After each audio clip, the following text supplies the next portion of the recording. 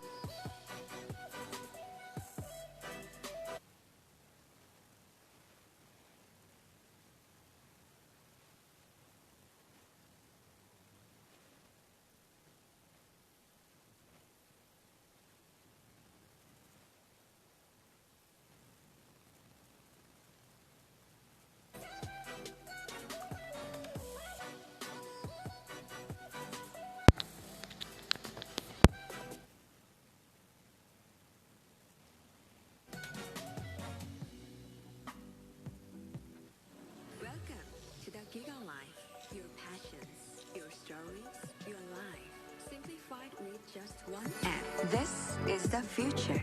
The Giga Life in just one tap. Experience more Giga moments when you make the smart choice. With the Philippines' fastest mobile data network. How do I know it's T1? Simple, smart, ako. What do you do when what you desire is beyond reach? You use power that breaks barriers. The Giga Life. Now in 5G. Do you believe this is possible? I do. How do you know? Simple, smart, ako.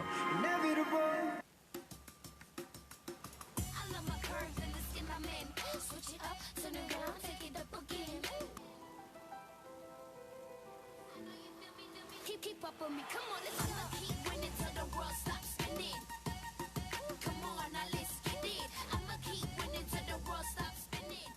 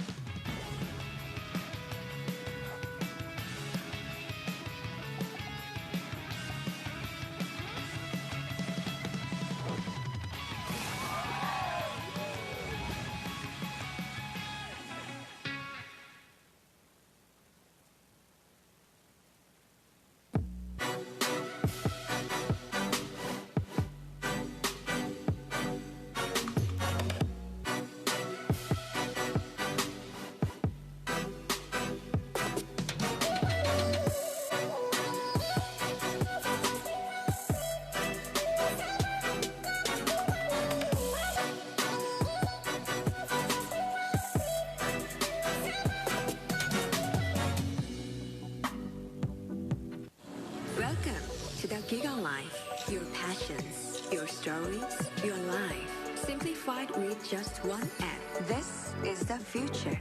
The Giga Life in just one tap. Experience more Giga moments when you make the smart choice. With the Philippines' fastest mobile data network. How do I know is T1? Simple, smart, ako. What do you do when what you desire is beyond reach? You use power that breaks barriers. The Giga Life. Now in 5G. Do you believe this is possible? I do.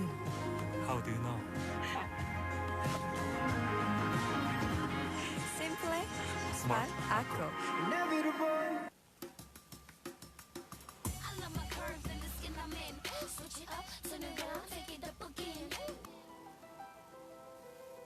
I know you feel me, keep up on me. Come on, let's just keep winning till the world stops spinning. Smart choice. I'ma keep winning till the world stops spinning.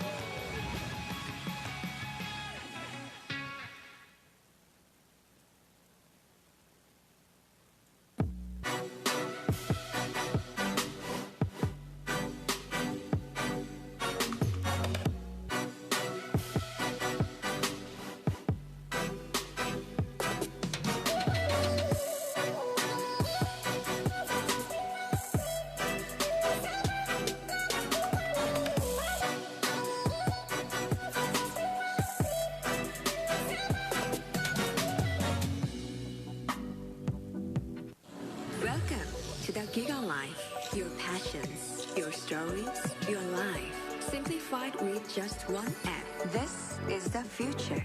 The Giga Life in just one tap. Experience more Giga moments when you make the smart choice. With the Philippines' fastest mobile data network. How do I know is T1? Simple, smart, ako. What do you do when what you desire is beyond reach? You use power that breaks barriers. The Giga Life. Now in 5G. Do you believe this is possible? I do. How do you know? Simple, Smart, smart, ako. I love my curves and the skin I'm in. Switch it up, turn it around, take it up again. I know you feel me, keep up on me. Come on, let's just keep winning till the world stops spinning. Come on, now let's get it. I'ma keep winning till the world stops spinning.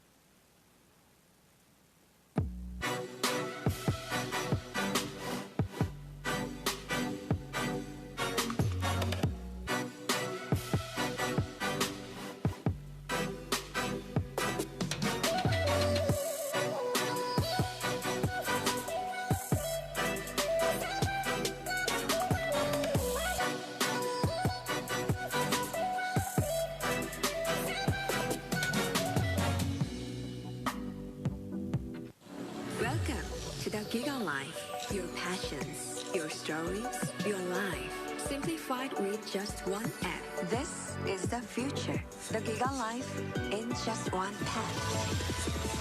Experience more Giga moments when you make the smart choice. With the Philippines' fastest mobile data network.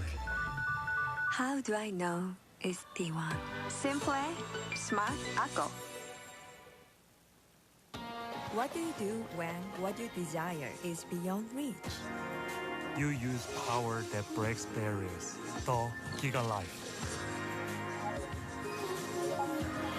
Now in 5G.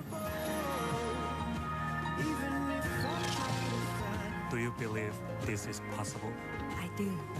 How do you know? Simple, smart ako. I love my curves and the skin I'm in. Switch it up, turn it around, take it up again. Keep up with me, come on, let's keep winning till the world stops spinning. Come on, now let's get it. I'ma keep winning till the world stops spinning.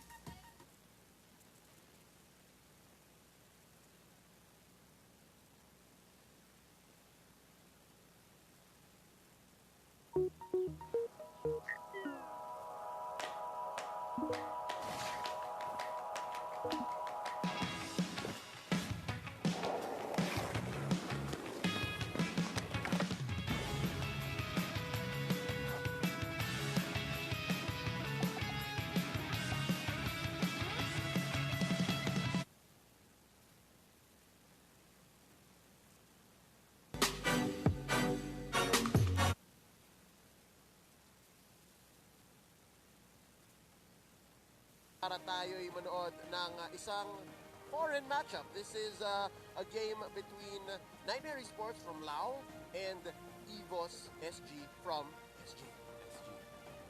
Men, nakikita natin dito ever since, di ba, na ang sinasabi ng iba na porket, ano daw, direct invite, medyo hindi ganun yung part. Pero nakikita natin na Parang wala naman daw. parang wala naman daw. Pero nakikita naman natin mga example ng ating mga direct invites team na talagang nagpe-perform din sila. They can compete up against the champions and also the runner-up of each nation's MPL. Alam mo, maganda rito is nagkakaroon ng exposure. Yung mga teams na hindi exposed. Ano pa ito sinabi ko? Pero Ay, yun nga, sulat naman. nakikita natin yung competitive viability ng ibang regions. Remember yung MYSG, di ba, magkasama dati yan? Yeah. Nag-split. Di ba? So meron tayong representatives from MY, meron tayong representatives from SG sa multiple MPS. Ngayon, makikita natin, di ba, yung Marina Cyber X. Parang masarap bigyan ng MPL yun, di ba? Ito rin, yung Nightmare Esports, parang kung saan man galing tong team na to, palag din. Diba? Now it's a test for them, no? Kasi na 2-0 sila ng execution. Now they're fighting off against EVOS SG, the champions of their own MPL. Yes. Kung pakapalag sila dito, parang si Munson papasun. Parang pwede, no? Pwede, diba? Lagyan kaya natin ng MPL to. Simpunity KH ka, diba? MPL Lao, MPL Cambodia. Diba? Competitive eh. Parang pwede, diba? Just maybe, baka naman. Oh. Let's see. Let's check out the team lineups here for this last best of 3 for day 2 of the group stage.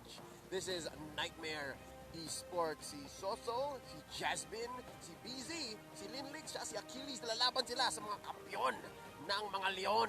Doon sa may Singapore, well, there are more Tigers. It's EVOS SG. It's Girl, the rookie from this squad. Si Soul, si Pokemon, si Potato, si JPL. Ito, mainit na matchup to. It's Soul versus Soul. Oh! Sinong mas lamang? Yung Soul lang o yung Soul? Naisasulat. Soul. Naisasulat. Naisusulat, di ba? Lupit Get out na of kayo. Naisusulat. Ayoko na. Pero sige, bayad tayo dito. EVOS SG, again, they are the team to beat here in this specific matchup. Ngayon ko lang nakita yung mukha pala ni Soul parang tinalpak sa katawan ni Girl. No. Hindi ko lang napansin. No, don't say that. Now I can't unsee it, dude. Diba?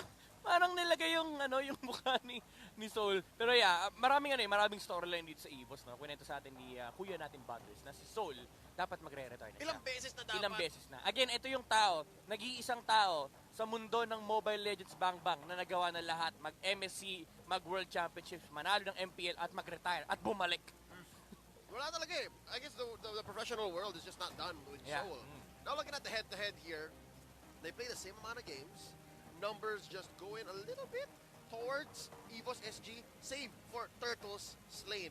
Hindi si gano'n ka-importante ang Turtles para sa laro natin dito. Just in general, for MSC. Especially for the early game, since yan ang magiging one of the major objectives sa larong Mobile Legends Bang Bang. Yun yung nagpapa-stabilize sa'yo kung sino ba ang lamang, kung sino ba ang ahead sa team. Kasi bukod sa experience and the gold na makukuha dun sa Turtle, meron din siya makukuha na Turtle Buff, which provides shields and also additional attack and magical damage. So, malaking bagay ka agad yun. Isipin mo, kapag ikaw nakakuha ng Turtle, yung core nyo pa mismo, pwede agad kayo mag-transition into another objective, which is the turret. So, ganun ka-importante ang mga Turtles at mga Lords dito sa game na to. Now, the stats of Nightmare Esports, I actually like the fact na Execration pa lang yung nakakalaban nila dito. No? So, it's really reflective that Nightmare Esports, they can play the early game against Execration's late game style of playing. And the player head-to-head here is between Linlix and si Potato. Now, do take note that these two players, medyo same sila na ginagalawang space dito, no? Medyo leaning towards Potato lang kasi he is the objective-minded guy na parang, again, EVO's identity. Laging pag nasa harap sila ng objective, towers lang ang nasa isip nila, towers lang ang nasa mata nila. But then again, the stats does reflect that kayang sumabay din naman ni Linlix because of the idea na lumalaban sila ng early game. So I think that's the very crucial part here for both of the teams. No? EVO's SG specifically, yung early game momentum nila, it might be hindered with the early game aggression of Nightmare Esports. Kasi ang hilig din pumesto, ang hilig kumuha ng mga buffs, ang hilig kumuha ng mga resources, ang hilig pwestoan yung mga turtle sa site ng Nightmare Esports. So it's all about kung sino yung unang makakuha ng power spike, ng unang aamba sa teams. Sa laban na tong EVOS SG and Nightmare match up. Nako, tingin ko yan eh. Since medyo mataas yung kill participation doon ni Potato, ang playstyle ng EVOS SG kaya pa rin tumapat mid-game to late game. Yeah, definitely. Kompleto rekado naman yung dalawang teams natin. Hindi rin naman nagpapahuli si Nightmare Esports. It's just that the flavor will come with the tank supports. Kasi you have a battle of two teams that wants to dominate the early game. And it comes down usually to the tank support. Sino mas maganda yung tank support, sino mas may poke damage, sinong mas mahirap patayin pagdating sa mga jungle invades. Doon mo makikita yung, kumbaga sa draft pala, makikita mo na sinong lalamang. And kapag may lumamang sa early game, like for example, itong side na to, alam mong mas kaya na mag-invade and there's no punish on the other side, they will automatically have a good head start. And that is the main problem with this matchup. Kapag may ganun sa draft, you'd already know na, okay, sila yung mas higher chance manalo this game. Let's talk about that draft. Again, it's coming up very soon. Let's talk about how this draft might affect the play style of these two teams. Again, EVOS SG and Nightmare Esports. Medyo malinaw based on sa kanilang mga junglers, di ba? Yeah. Si Linlix versus Potato. And this is just based on the way that they played. Kanina pumapalag ang Nightmare sa Execration. And we know that EVOS SG, between these two teams, EVOS Legends and EVOS SG, parang mas action-jackson ng EVOS SG. So are we expecting like early turtle takes, tapos willful trading na parang, sige, bigay ka na yung tank, JPL, ikaw na bahala. Ganito ba ang ina-expect natin? Yeah, for sure. And I think we're expecting a lot of Matildas, the Jawheads. Yung mga first pick Benedettas, yes, it's fine. It could be picked up. But I think the priorities will be on the side of, again, Jawheads, the Matildas, even the Estes, the Rafaelas, if they ever play that, no, alam ko si EVOS SG nilalaro niya yun, just to supply enough boost on the early game para sila yung makakuha ng momentum. It's important for both teams to realize that aspect na itong matchup na to, it's all about resource control, which I think is slightly favoring Nightmare Esports. But then again, we talk about how aggressive EVOS SG is. Kapag nakita nila na, okay guys, opportunity to push, timers natin ito ngayon, we don't really want to farm. We just want to secure objectives, may pwesto na yung mga bushes, and they establish a huge box. So parang may laban ka na dalawang similar identity. Nagkaiba lang sa flavor ng hero picks, flavor of how they actually draft, yung ideology ng kanilang mga strategies. That's why I want to see exotic heroes in this specific matchup, yung mga pang-break ng identity ng isa't isa. The exotic heroes might be the key. Alam mo yun, para kung dalawang sinigang na masarap ang luto, pero yung isa parang may strawberry. May sukal. That's a thing, right? Like, I'm pretty sure. I've read somewhere. Actually, May anghang. That's a thing. Hindi, may strawberry. Yung sinigang may anghang. Oo. So, dito, pareho silang Action Jackson. Pero paano kung yung isa biglang gumamit ng, sabihin natin, Layla? Bad example, but... Well, may gumagamit ng Layla Jungle. I know, but I'm just saying, like, pagalingan sila ng exotic pick. Parang unang magulat, talo. Yeah. Feeling ko nga ang mga pwedeng i-contest dito yung mga Zask, Yan. yung mga, let's say, Natalia. Si Natalia, di ba? Even though hindi na siya masyado na-pick, it's still a viable pick. Mga siege ball, May ganun. mga Natalia XP lane. Ay, gold lane, Yeah. mind you. Yung panggulat factor, as in yung, ay, Bruno, Popoling Kupa, Estes, mga ganun. Yung, ay, napush na pala kami. I feel like that's gonna be key. TDZ, do you agree here? Or meron ka bang ibang idea kung paano pa may iba ng Nightmare at Evos SG itong matchup na to? Since we're talking about being exotic sa drafting, sa hero pools. Atlas, no? Kasi di ba natin kasi nakikita si Atlas, si Tol, meron Tol, gusto ko mag-Atlas mamaya. Mamaya, after nito, mag-RG agad ako. Pag nag-RG tayo guys, ban Atlas ah. Thank you. Oh, man. Tinanong mo si TDZ, nauna na yung utak ko yung nag-easy prediction namin.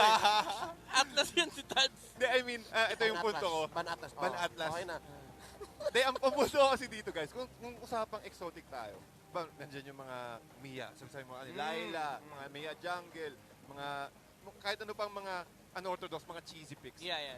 Dito na magkakalituhan yan sa drafting. Ang dami. Kasi hindi mo alam, wala kang idea eh. So, kung magiging ganun yung scenario natin for these teams, kumbaga, yung kung sino yung mas magandang draft, sa drafting pa lang malalaman mo na magkakaroon ka ng idea kung sino yung lalamang at kung sino yung mananalo, kung sino yung maghahabol sa huli. Actually, kanina nga yung match ng Blacklist International versus Impurity KH, I was expecting a Bellery or Ruby pick from Impurity KH. It's really good against Bruno lineups because, again, ang trabaho ng dalawang yun is to hold down marksmen. Diba? And meron na silang I think meron na silang way of trying to repel Blacklist International's push from the early game.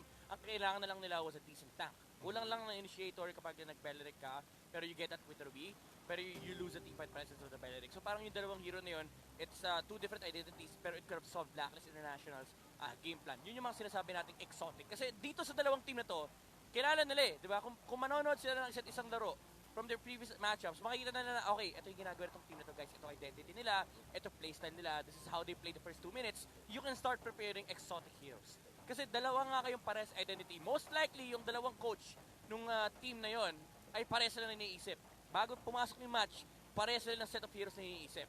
If you start breaking that chain, if you introduce something new, di ba? Like for example, yung ginawa ni Blacklist, pinasok niya yung Aldo sa meta.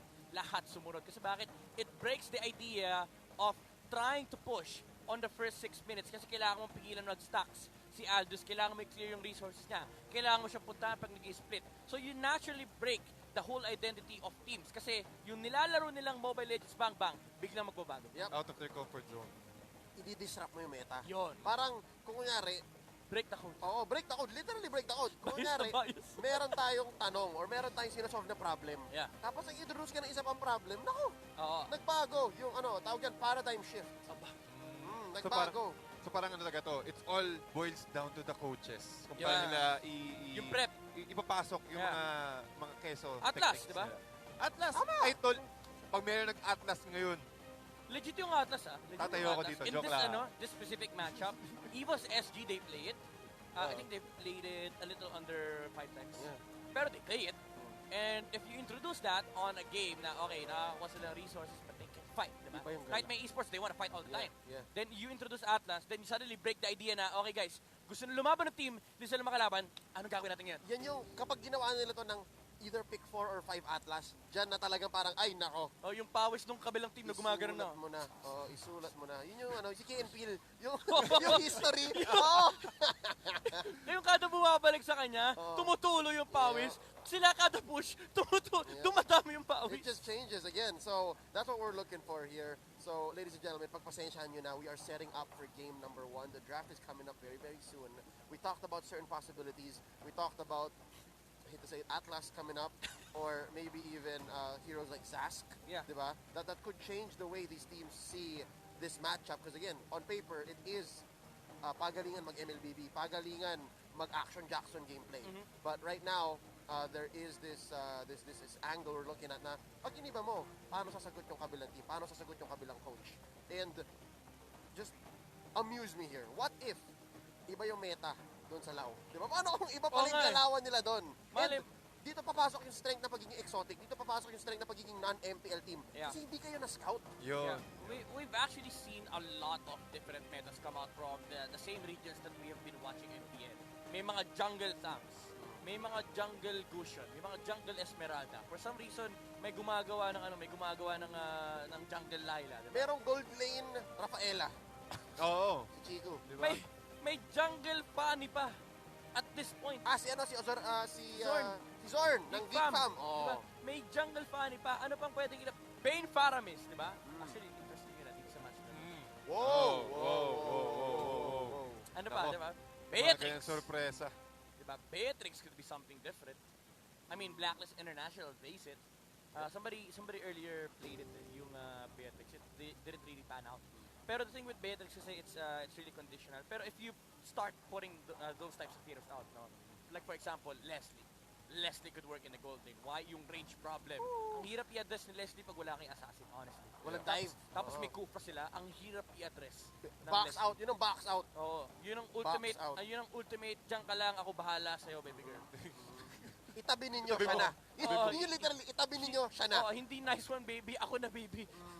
Pati ano rin yun kilala rin ang EVOS SG since pag-usapan na rin naman yung Leslie, di ba, mga ganyan. Mahilig sila sa mga double MM composition. Actually. So, previously sa MPL SG, ang laging binaban sa EVOS SG yung mga marksman heroes. Roger, YSS. Kumbaga para siyang... Masikip yung core. Masikip yung core, Oo. yes. Kumbaga parang sa Blacklist International, di ba mapansin natin yung mga binaban, yung mga support, mga laging hero ni Oh My Venus. Dito naman, tingin ko ang highlight dito na kailangan natin tignan si Pokemon. Potato, tsaka si Potato. Pati si Potato. Oo. Kasi minsan nagpapalitan sila nagpapalitan sila ng role Pero The Paul most of brothers. the time, the gold lane is always would be going to the hands of Pokemon. At nakita natin, sobrang versatile ni Pokemon, man. Siguro yun yung isa sa mga players to look out for. Yeah. Ladies and gentlemen, after our short discussion here, we are going to go on and watch a documentary here prepared by the MSC team. Magbabalik ang MSC 2021. For now, enjoy this.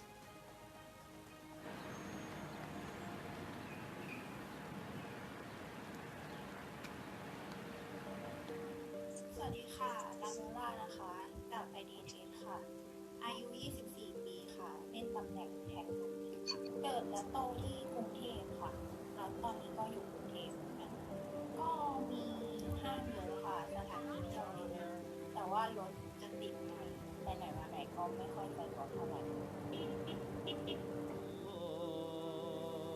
Gue lahir di Pontianak dan gue tumbuh besar juga di Pontianak sampai sekitaran umur gue 16 dan sekarang umur gue 17 gue di Jakarta. Yang bikin Jakarta spesial buat gue mungkin gue ada ketemu teman-teman baru sama banyak orang-orang baik juga yang ngedidik gue, contohnya kayak manajemen yang bikin gue sampai sekarang dari awal gue masuk kan yang gue nggak tahu apa-apa sampai bisa gue di titik sekarang lah. ជំរាបសួរអ្នកនរគ្នាខ្ញុំបាទឈ្មោះពេញកុងដែលអ្នកនរគ្នាស្គាល់ខ្ញុំថាអូពីមកពីក្រុង Impunity KA ភ្នំពេញគឺជាទីក្រុងមួយដែលជឿនលឿននិងរីកចម្រើនច្រើនខ្ញុំគិតថា Mobile Legends គឺជាហ្គេមមួយដែលល្បីខ្លាំងនៅប្រទេសកម្ពុជាហើយក៏បានជួយជ្រោមជ្រែងវិស័យ e-sport បានច្រើនផងដែរ